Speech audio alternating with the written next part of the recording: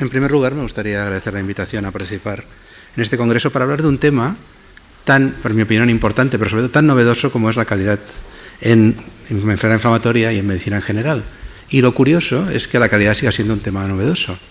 La calidad se introdujo en otros sectores productivos hace décadas y justifica que los coches actuales no se estropeen o el tremendamente bajo riesgo de accidente aéreo a pesar de los miles de vuelos que tenemos. Sin embargo, en una actividad tan sensible como lo que es la asistencia sanitaria, la calidad todavía es un tema nuevo a introducir. Y seguro que todos están convencidos de que es importante hablar de calidad, pero no sé si todos tienen una idea de cuál es la dimensión del problema. En el año 2000, los estudios calculaban que hasta 100.000 muertes se producían en los hospitales americanos por errores involuntarios. No estoy hablando de negligencia, estoy hablando de errores no buscados. Y que el número de eventos no mortales era 10 veces superior y el coste de estos eventos es incalculable. Para que se hagan un poco una idea, el riesgo de que haya un error en la prescripción cuando nosotros ingresamos en un hospital es el doble del que nos pierdan las maletas cuando nos vamos de viaje en un avión. Pero es que uno de cada estos 100 errores de prescripción tiene consecuencias graves o mortales. De manera que si hacen unos cálculos aproximados, nuestro riesgo de morir por accidente cuando ingresamos en un hospital es entre 100 y 1000 veces superior al que tenemos cuando nos subimos a un avión. Dicho esto, los antecedentes de los estándares de calidad y lo triste del caso es que, aunque sea un ejemplo, es cierto. Los pacientes con enfermedad inflamatoria intestinal se benefician del manejo especializado, y eso tenemos muchos datos. Les presento quizá uno de los estudios más llamativos, que sigue una base extensa de pacientes en Canadá, en el que observaron que el simple hecho de que un gastroenterólogo manejara a un paciente con enfermedad inflamatoria en el primer año, no estoy hablando de unidades especializadas, simplemente de que una persona especializada disminuía el riesgo de cirugía a largo plazo de manera significativa. Pero incluso dentro de las unidades de enfermedad inflamatoria intestinal tenemos una capacidad de mejora impresionante.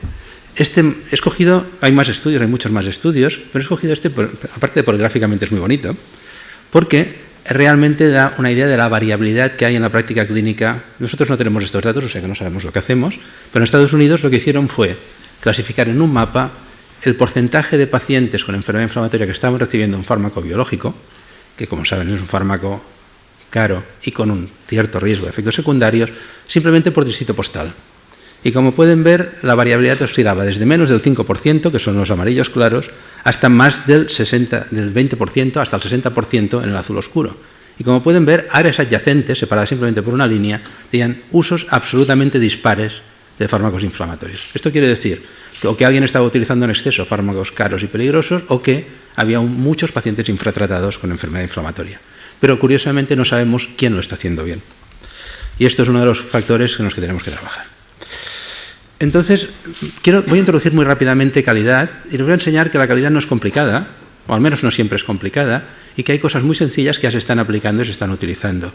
Y les hablaré de una cosa que en automoción se utiliza hace muchos años, que son los POCAYOC, los métodos a prueba de errores, el uso de checklists, que muchos de ustedes ya conocen, sobre todo en cirugía, y luego entraremos en lo que es el centro de esta charla, que son los indicadores de calidad y su utilización.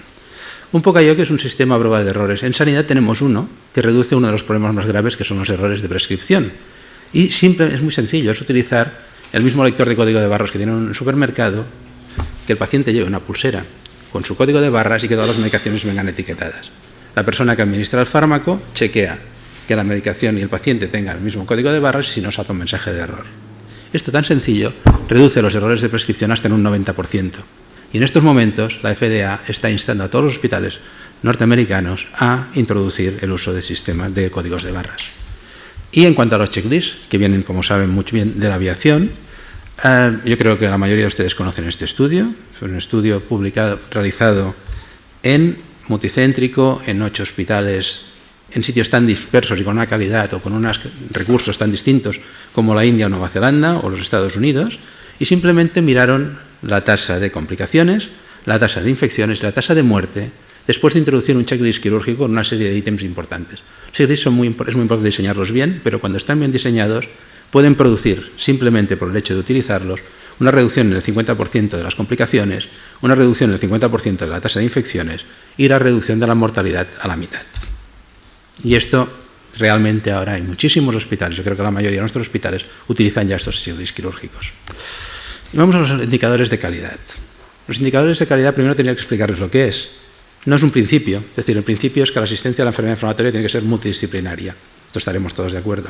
Y hasta podemos hacer una recomendación en la que digamos que los pacientes con enfermedad inflamatoria se mejoran en unidades de enfermedad inflamatoria que incluyen enfermeras, médicos, especialistas en gastroenterología, radiólogos. Pero un indicador es distinto. El indicador es una cosa que tiene que ser medible. De manera que tenemos que mirar un solo aspecto, porque si miramos dos no sabemos lo que estamos midiendo, y que sea cuantificable. Y, por ejemplo, tenemos un indicador muy sencillo, sería que la unidad de enfermedad inflamatoria tiene que tener una consulta de enfermería especializada. ¿La tienes o no la tienes? Se puede medir. ¿Bien? Por tanto, los indicadores son cuantificables, van a un solo aspecto, y esto es muy importante, no se pueden mezclar, y unos aspectos que tienen que ser relevantes. Tenemos indicadores de estructura que necesitamos, pues, personal, enfermería, gastroenterólogos. Tenemos radiólogo, cirujano, depende, esto ya lo entraremos después en los estándares. Tenemos proceso, ¿qué cosas tenemos que hacer? Pues, por ejemplo, en todos los pacientes con enfermedad inflamatoria tenemos que comprobar si están vacunados de hepatitis B y si no vacunarlos. Y finalmente tenemos estándares de resultado, que son los más potentes y los más difíciles de medir, como por ejemplo que los resultados de la cirugía electiva, pues por consenso nosotros llegamos a la conclusión de que debían ser menores del 2%, ¿vale? La mortalidad. En todo caso, ¿cuáles son los estándares de calidad? Bueno, tengo que reconocer que hay un antecedente previo a nuestros estándares, que son los estándares ingleses, que están muy bien diseñados, tienen un par de pequeños problemas, uno que son los estándares previos a la crisis, son estándares de máximos. Si les explicara lo que tiene que tener una unidad de enfermedad inflamatoria para 200.000 pacientes, probablemente los gestores de aquí se echarían a reír inmediatamente. Y esto es una de las cosas. Y la otra es que el diseño fue más por consenso, fue un consenso no estructurado, de manera que hay algunos estándares que probablemente no serían considerados importantes por todo el mundo. Por eso, Julia Panés, yo me incorporé posteriormente, y el resto de equipo de dirección de GTQ puso en marcha el desarrollo de unos estándares de calidad que finalmente fueron publicados, donde lo que pretendíamos era saber cuáles son los estándares mínimos que necesitamos realmente para manejar la enfermedad inflamatoria intestinal con una mínima calidad. Para eso utilizamos el mejor método posible que tenemos. Cuando no hay evidencia, se utiliza el mejor método para llegar a conclusiones válidas. Se ha demostrado, y tenemos bastantes datos, especialmente y también en medicina, que es utilizar el consenso Delphi. El consenso Delphi tiene unas características, tienes que coger a todo lo que llaman stakeholders, o sea, las personas importantes, que en este caso incluyeron pacientes, incluyeron enfermeros y enfermeras, incluyeron médicos, y también utilizamos un soporte logístico en una empresa especializada. Tengo que agradecer la financiación a AVI y MSD, que participaron, pero en absoluto condicionaron ninguna parte del proceso, y finalmente tiene una serie de fases que pasan por la estandarización de los estándares y la selección de los más importantes.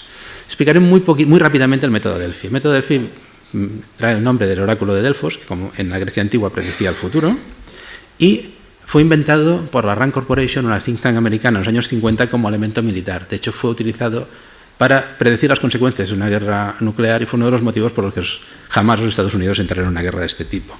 Cuando se liberaron esta información que era clasificada, el método se generalizó. De hecho, ¿qué tiene de bueno? Tiene de bueno que es un método no confrontacional, o sea, no se discute, el que grita más no tiene más peso en la decisión. Los comentarios son anónimos y llegan a todo el equipo, y el equipo sobre eso redefine reconsidera su actitud hasta que llegan a un consenso. Y con esto tan sencillo, hemos predecido, por ejemplo, las necesidades de angioplastia o cirugía coronaria mucho antes de que los ensayos clínicos confirmaron los resultados del consenso Delphi. En todo caso, esto es lo que hicimos, iremos muy rápido. Realmente la búsqueda de estándares fue exhaustiva, encontramos tantos que tuvimos que reducirlos porque había muchos redundantes, y pasamos la primera ronda de Delphi a los especialistas, a los expertos, que hicieron una serie de comentarios que nos llevaron a modificar los cuestionarios y seleccionamos aquellos que por consenso se consideraban, tenían un más del 70% de respuestas positivas. Luego tuvimos que recortar un poco porque en los 70 no salían muchos y nos quedamos con un set final del 56. No les voy a explicar los 56 ni los 120, pero sí que les voy a explicar qué es lo más importante que encontramos. Y en lo que todo el mundo estaba absolutamente de acuerdo es que en el papel de la enfermería, enfermedad inflamatoria, es básico. La consulta de enfermería y la enfermería dedicada mejora claramente la calidad, en opinión de todos los participantes de manera unánime. Y de hecho todos aquellos que han trabajado en una inflamatoria entenderán el porqué. La multidisciplinariedad era otra cosa. Lo mínimo necesario era enfermería, gastroenterólogo, cirujano, endoscopia preparada para hacer intervención, un especialista en ostomías y un radiólogo. Hay otras especialidades que se consideraban importantes, pero no, las fundamentales eran estas 6. Y finalmente, en cuanto al proceso, lo que se consideró muy importante es la continuidad del cuidado y la atención a demanda. Y esto hay múltiples estándares y es muy fácil. Básicamente son 2 cosas. Primera, que el paciente cuando tiene un brote, saben que la enfermedad evoluciona a brotes, tiene que tener la capacidad de contactar con su equipo médico, sea por teléfono, sea con visitas presenciales, sea combinando. Y la continuidad es que, tanto si el paciente viene a urgencias, como si va a hospital de día, como si se visitan consultas, como si está ingresado, el mismo equipo es el que controla la atención del paciente. De hecho, los pacientes valoran como extremadamente importante el tener un médico de referencia. Dentro del equipo, tener su médico, la persona con nombre, que se encarga de su enfermedad.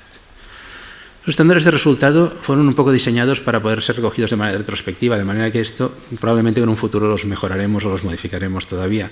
Pero en todo caso había temas de reducir las complicaciones del tratamiento, por ejemplo, vacunando para hepatitis B o estudiando la tuberculosis para disminuir las complicaciones de la enfermedad inflamatoria, el mantener los inmunosupresores durante el embarazo, que disminuye el riesgo de complicaciones, o los resultados de la cirugía, que es un tema que nos preocupa especialmente. Pero una vez ya tenemos los estándares diseñados, tenemos estos, ¿para qué los vamos a utilizar? De hecho, son una herramienta de negociación.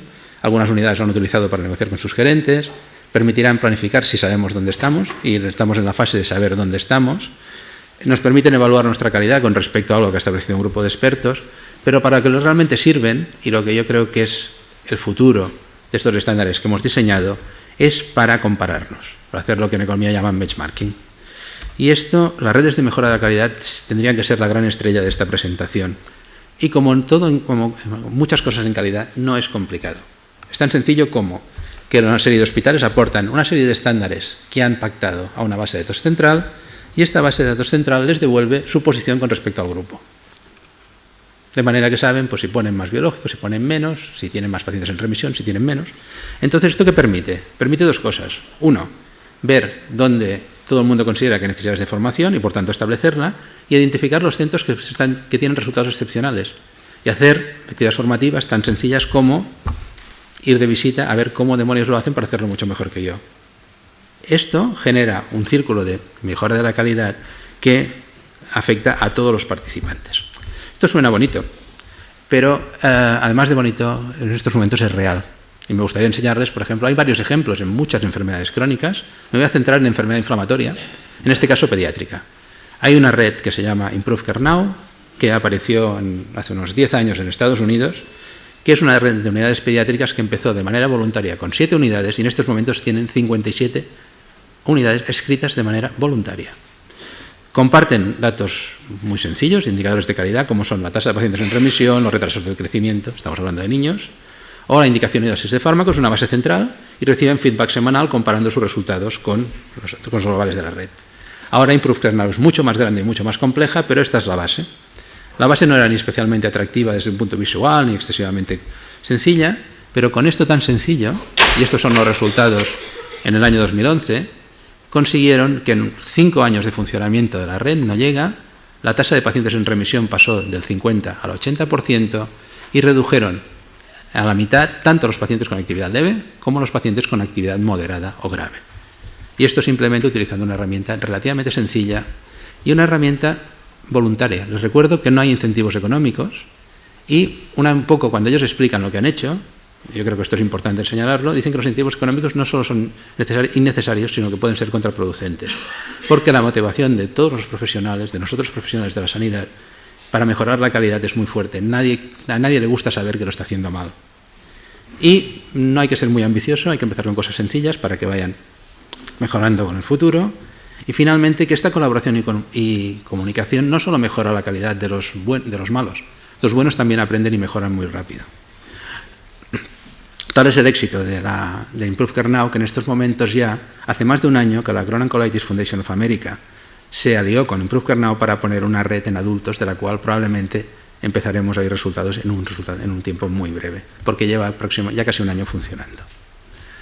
Por tanto, espero haberos convencidos de que la medida de la mejora de la calidad son urgentes en la enfermedad inflamatoria, como en la sanidad en general, que no es cara, que tenemos herramientas que claramente funcionan y que podríamos utilizar, y que, por muy de excelencia que sea un centro, aislado no puede conseguir la excelencia en la asistencia. Si no comunicamos, si no colaboramos, no conseguiremos mejorar la calidad de la asistencia. Y nada más, agradecer a Julia Panés que me introdujera en este tema apasionante. Decir que he copiado ideas y diapositivas, alguna también, de presentaciones de James Driscoll, Simon Travis, de un programa de mejora de calidad europeo que se llama EBD 2020, en el que se han presentado todas las iniciativas a nivel mundial de mejora de calidad y he seleccionado realmente las que me parecen más importantes. Y realmente yo creo que esta presentación está en la base de lo que es la mejora de la calidad.